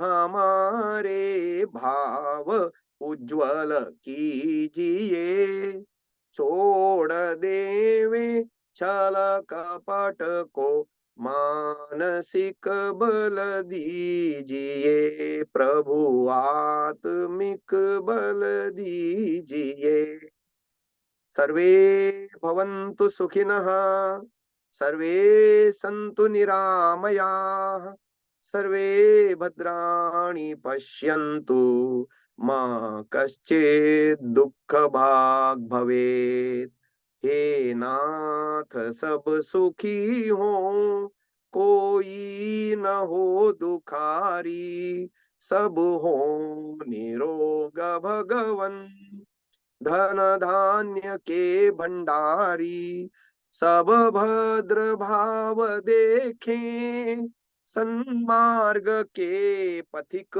हो, दुखिया न कोई होवे, सृष्टि में प्राण धारी, हे नाथ सब सुखी हो कोई न हो दुखारी।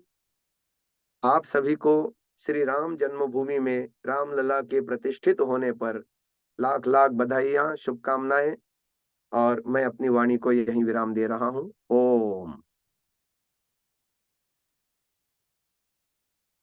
ओम। पूज्य आचार्य जी ने आज हमें बहुत ही अच्छा, बहुत सुंदर मार्गदर्शन दिया, और यज्ञ के जो मंत्र को हम पूरी विधि के दरमियान 6 बार बोलते हैं, वो इतना विस्तृत रूप से आज तक मैंने भी नहीं समझा था। बहुत अच्छा लगा उसका विस्तृत अर्थ समझकर। और जब तक हम किसी भी विधि को समझकर नहीं करते, तब तक हमारी श्रद्धा उसके साथ जिस प्रकार से जुड़नी चाहिए नहीं जुड़ पाती, ऐसा मुझे लगता है। तो आप सब भी अब ये जो ज्ञान प्राप्त कर रहे हैं उसे अपने जीवन में उतारने का प्रयास करेंगे। और हमारे आज एक विशेष दिन है, राम जन्मभूमि में अयोध्या में रामलला की स्थापना हुई है, मूर्ति में प्राण प्रतिष्ठा हुई है। पर हमें ये भी समझना है कि हमें अपने अंदर भी वही सत्व को जागृत करना है, वही सत्व का वृद्धि करनी है, तभी सही मायने में हम राम राज्य की स्थापना कर पाएंगे। तो मैं पतंजलि योग पीठ और आज के सेशन में हमारे साथ जुड़े हुए सभी सम्माननीय भाई बहनों की ओर से पूज्य आचार्य जी का अंतःकरण पूर्वक धन्यवाद व्यक्त करती हूँ। ओम प्रणाम।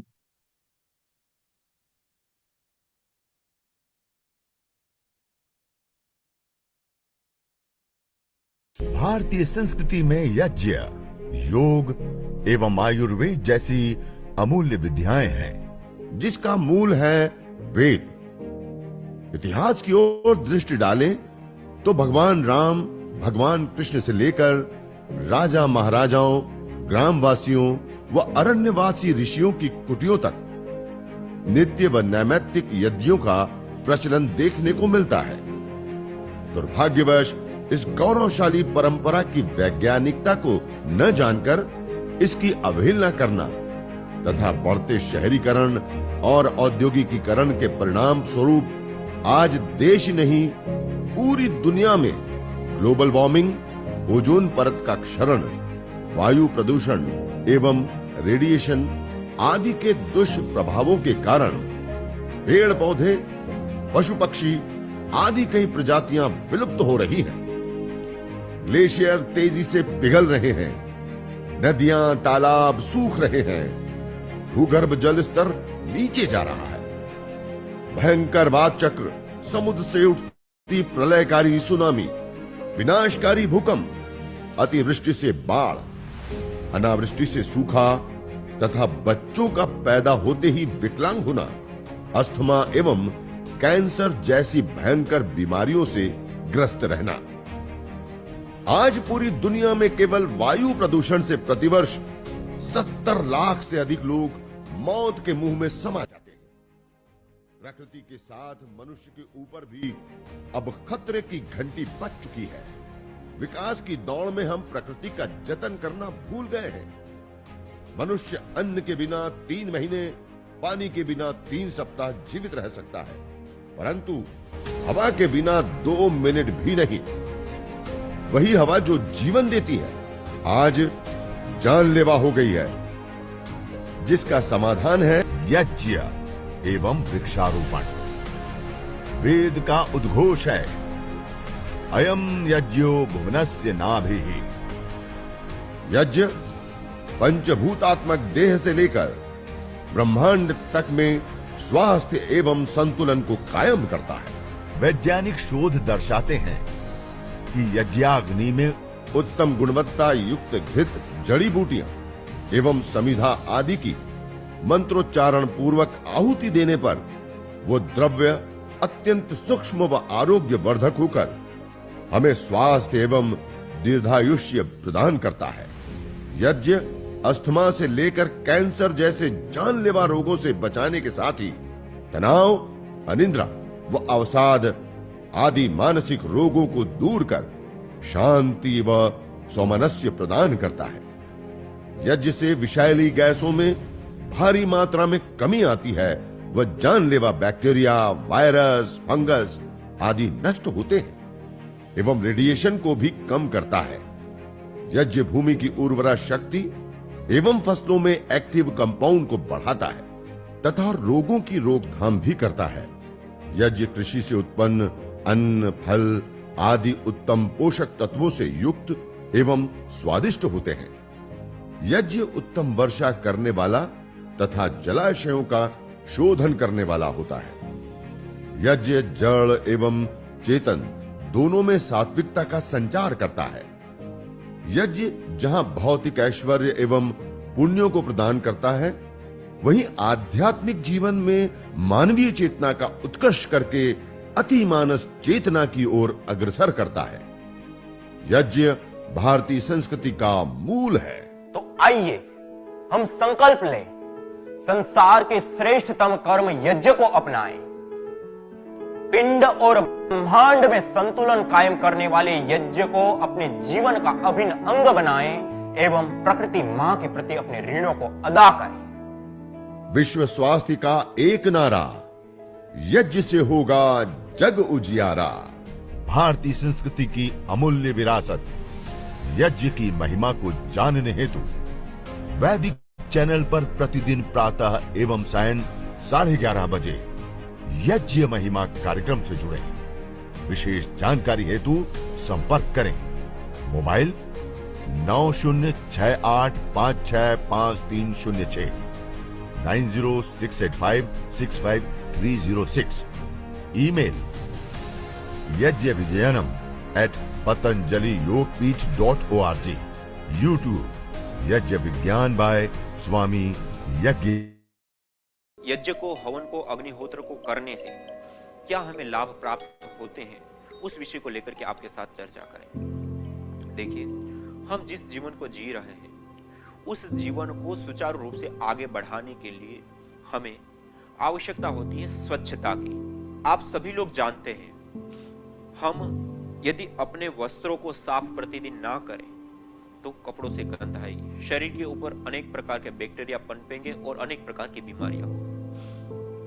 इसी प्रकार हम स्नान आदि क्रियाएं नहीं करेंगे तो स्नान नहीं करेंगे तो उससे भी हमारे शरीर के अंदर खुजली आदि से लेकर के अनेक प्रकार के चर्म रोग पैदा होंगे और परिणाम में हमें दुख मिलेगा। इसी प्रकार से जिस पात्र के अंदर हम भोजन कर रहे हैं उस पात्र को भी यदि हम नहीं धोते हैं या नहीं स्वच्छ करते हैं तो हम दूसरी बार उसमें भोजन नहीं करते, उतनी उसमें बदबू और उतना उसमें दुर्गंध आने लगेगी। इतना ही नहीं, भोजन के पात्रों से लेकर के जिसमें भोजन पकाया जाता है उसकी स्वच्छता से लेकर के जो हम घर का प्रयोग करते हैं वहां पे झाड़ू पोछा करके हम सफाई करते हैं, वहां पे भी हम सफाई नहीं करें तो गंदगी हो जाए और उसके परिणाम में रोग और दुख। कहने का अभिप्राय है कि हम जिस जीवन को जीते हैं उस जीवन में अनेक चीजों का प्रयोग लेते हैं और जिन चीजों का हम प्रयोग लेते हैं उसको स्वच्छ रखते हैं। यदि वो स्वच्छ है तो उसके परिणाम में हमें रोग नहीं होंगे और रोग नहीं होंगे तो दुख नहीं होंगे। इसलिए स्वच्छता बहुत आवश्यक हो जाती है। अब उस स्वच्छता को करने के लिए हम प्रयास करते हैं, हम झाड़ू पोछा लगा करके घर की सफाई करते हैं, स्नान करके शरीर की सफाई करते हैं, वस्त्र प्रक्षालन, कपड़े धो करके कपड़े की सफाई करते हैं, बर्तन आदि, भोजन आदि के पात्रों का हम सफाई करते हैं। ऐसे ही हम नित्य कर्मों के रूप में हम दांतों आदि का प्रयोग करते हैं, ब्रश आदि करके उनकी सफाई करते हैं। यदि उसको दांतों की भी हम सफाई ना करें कुछ दिन में उसमें बैक्टीरिया आदि पनपेंगे और परिणाम में उसमें बीमारी होगी और उसके कारण हमें दुख प्राप्त होगा। स्वच्छता, सफाई बहुत जरूरी और आवश्यक है। अनेक चीजों की सफाई, स्वच्छता की हमें अपेक्षा होती है, आवश्यकता होती है। तो जो चीजें हमें दिखाई दे रही है, दिखाई पड़ रही है, उसी तो हम सफाई कर रहे हैं। लेकिन एक चीज हमारे जीवन में ऐसी है जिसका हम इन सारी चीजों से भी अधिक मात्रा में अर्थात सर्वाधिक हम प्रयोग ले रहे हैं और एक सेकंड भी उससे हम दूर भी नहीं रहते, लेकिन उसकी हम कभी सफाई नहीं करते। वह है वायु। वायु का हम निरंतरता के साथ प्रयोग ले रहे हैं, श्वास प्रश्वास के माध्यम, उसी से हमारा जीवन चल रहा है। एक मिनट भी इससे हम दूर नहीं हो सकते। यदि श्वास को हम छोड़ दे तो 2 मिनट भी हम जिंदा नहीं रह सकते। इस वायु के शुद्धता बहुत जरूरी होती। यह वायु यदि शुद्ध नहीं है तो उसके कारण अनेक प्रकार की हमारे शरीर में बीमारियां और उन बीमारियों के कारण दुख प्राप्त होगा। इसलिए हमारे ऋषियों ने इस चीज को बराबर देखा था, सही रूप में परखा था और हमारे जीवन में अग्निहोत्र जैसी अमूल्य विद्या को हमें प्रदान किया कि हम प्रतिदिन अपने घर में छोटा सा 2 आहुति, 4 आहुति जो हमें अपेक्षित है उतनी आहुति देकर के, विशेष जो औषधीय द्रव्य है उसकी आहुति प्रदान करके हम इस यज्ञ को संपन्न करें। और यज्ञ को करके जो वायु का हम शोधन नहीं करते, जिस वायु को हम स्वच्छ नहीं करते हैं, जो हमारे दृष्टिगोचर नहीं होती, हमारी चर्म चक्षु से हम जिसको नहीं देख सकते, लेकिन जिसका हम निरंतर प्रयोग करते हैं और उसके अशुद्ध होने पर हमारे जीवन के ऊपर सर्वाधिक प्रभाव पड़ता है, उस वायु के शोधन के लिए हमें प्रतिदिन यज्ञ करने के लिए कहा। इसलिए इसको भोजन के साथ भी जोड़ा। यज्ञ शिष्टासीना संतो मुच्यन्ते सर्वकिल विषय भुज्यन्ते तु त्वघं पापा ये पचन्त्या। बिना यजन के भोजन करना पाप कह दिया। श्रीमद् भगवद गीता कहो, चाहे मनुस्मृति कहो या और भी हमारे जो वैदिक ग्रंथ है, उसमें सभी जगह भोजन के साथ भी यज्ञ को जोड़े कि हम पहले यजन करें और उसके बाद भोजन करें। क्यों? कि स्वच्छता हम सब जगह पे चाहते हैं और स्वच्छता के कारण बीमारियां नहीं होती और बीमारियां नहीं होती तो रोग नहीं होते तो उसके कारण दुख नहीं होते। यज्ञ अग्निहोत्र अपने आप में बहुत बड़ा उपचार है। मैं आयुर्विज्ञान जो हमारा सदियों पुराना ये ऋषियों ने जो हमें ज्ञान दिया है, इसके जो मुख्य घटक है उनके बारे में थोड़ा संकेत करता हूं। ये आपको हमने दिव्येष्टि और ये गूगल, इनके बारे में मैंने बार बार संकेत किया है कि जब पूरा यज्ञ पूरा हो जाए तो ऐसे ये 10-20 ग्राम गूगल या अग्नि पर आप डाल देना अंगारे के ऊपर। अब इससे ये जो धूम्र तैयार होता है ये यज्ञ शेष होता है, यज्ञ का प्रसाद होता है। यज्ञ से भी औषधि का अनंत लाभ आप ले सकते हो। औषधि को मेडिकेटेड एयर के रूप में, नैनो मेडिकेशन के रूप में लेना, और औषधि को ये वायु के रूप में लेना। ये उसका ये जो है नैनो रूप हो जाता है। जितनी सूक्ष्म हो औषधि, जितनी औषधि सूक्ष्म होगी